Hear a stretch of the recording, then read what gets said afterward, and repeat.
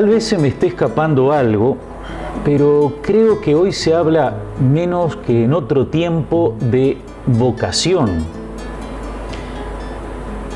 Tiene una verdadera vocación es algo que solía decirse, y ojalá lo sigamos diciendo, por ejemplo, de una maestra rural, como fue Nelly Nahuar, querida y recordada en la zona de Tres Boliches, Chacras de Melo, Boliche Blanco.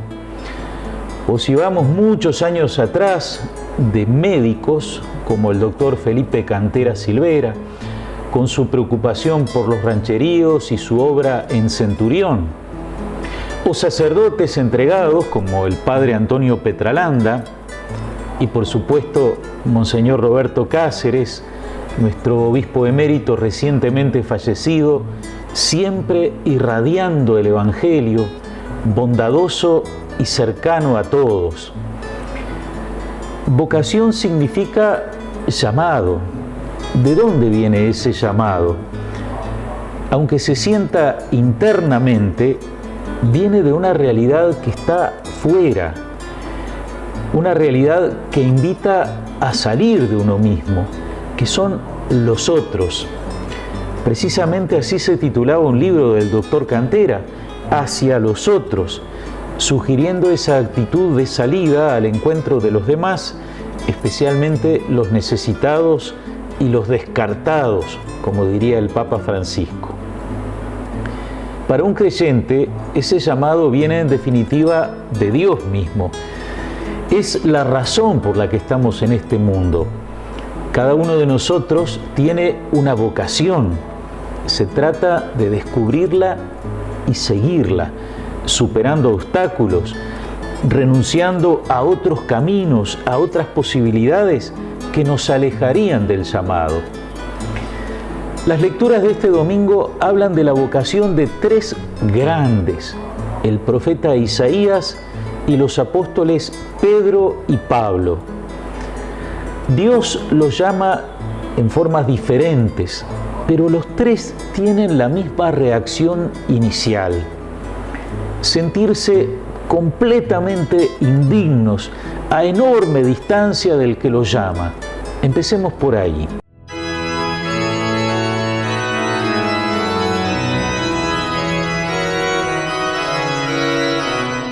Isaías es llamado en el templo, donde tiene una visión del trono de Dios en el cielo.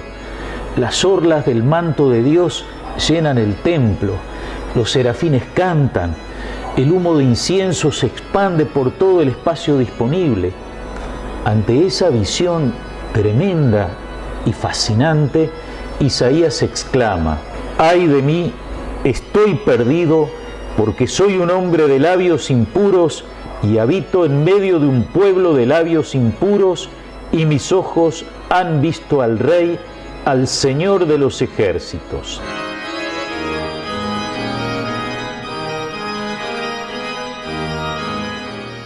Pedro es llamado por Jesús junto al lago de Genezaret en su mundo de trabajo. Jesús ha enseñado a la multitud sentado en la barca de Pedro, cerca de la orilla y de la gente. Al terminar de hablar, Jesús indica: «Navega mar adentro y echen las redes». Pedro es un pescador curtido. Él y sus compañeros han trabajado en vano toda la noche.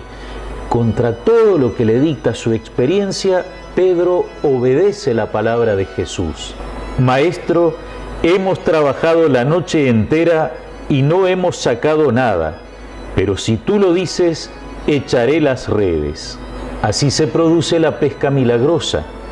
Así Pedro reconoce en Jesús la omnipotencia de Dios.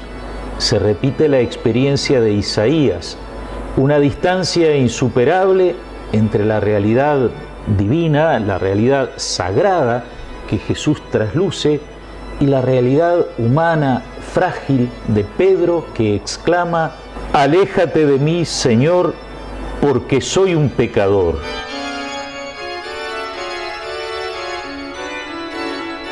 Pablo es llamado cuando se dirige a Damasco, persiguiendo cristianos. De perseguidor de la iglesia se convierte en incansable evangelizador que lleva la buena noticia de Jesús a tierras lejanas. Intrépido, audaz, emprendedor, humilde. Pablo reconoce que él es el último y que todo lo que ha hecho siguiendo el llamado no hubiera sido posible sin la obra de Dios en él. Yo soy el último de los apóstoles y ni siquiera merezco ser llamado apóstol, ya que he perseguido a la iglesia de Dios. Pero por la gracia de Dios soy lo que soy, y su gracia no fue estéril en mí, sino que yo he trabajado más que todos ellos, aunque no he sido yo, sino la gracia de Dios que está conmigo.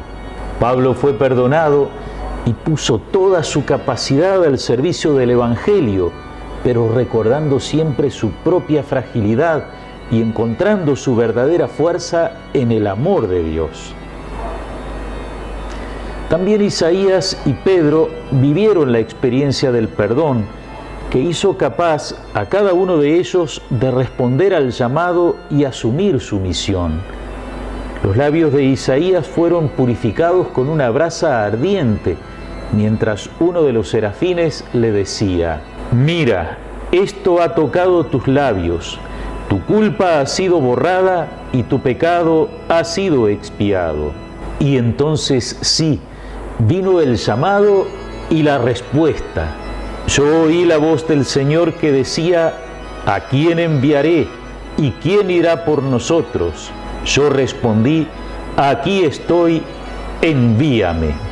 El sentimiento de estar lejos de Dios, aunque se lleve una vida de práctica religiosa, la sensación de ser indigno del llamado que se recibe, el sentido del propio pecado, aunque alguien sea como Pedro, un hombre de trabajo que cuida de su suegra y hasta lleva a Jesús para que la cure, el saberse sostenido por la gracia de Dios y no por las propias fuerzas, son indicadores de una auténtica vocación. Decíamos al principio que toda persona que llega a este mundo tiene una misión. Su vida tiene un propósito.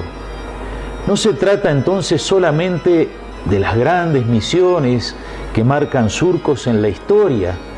También hay un llamado de Dios en la vida de cada día, en el trabajo honrado, en el amor de la familia, en la buena vecindad, en el ejercicio responsable de la ciudadanía. Allí están los santos de la puerta de al lado, como dice Francisco.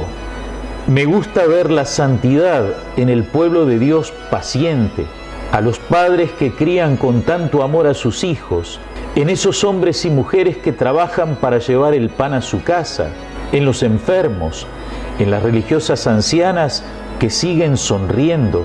Esa es muchas veces la santidad de la puerta de al lado, de aquellos que viven cerca de nosotros y son un reflejo de la presencia de Dios, o para usar otra expresión, son la clase media de la santidad. Como nos sugiere Santa Teresa Benedicta de la Cruz, a través de muchos de ellos se construye la verdadera historia.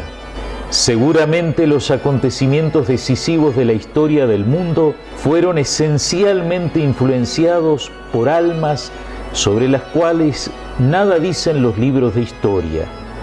Y cuáles sean las almas a las que hemos de agradecer los acontecimientos decisivos de nuestra vida personal, es algo que solo sabremos el día en que todo lo oculto será revelado. Amigas, amigos, que cada uno de ustedes pueda encontrar su vocación en la vida y su misión de cada día, que con la ayuda de Dios puedan realizarla y en ello encuentren una profunda felicidad. Que el Señor los bendiga y hasta la próxima semana, si Dios quiere.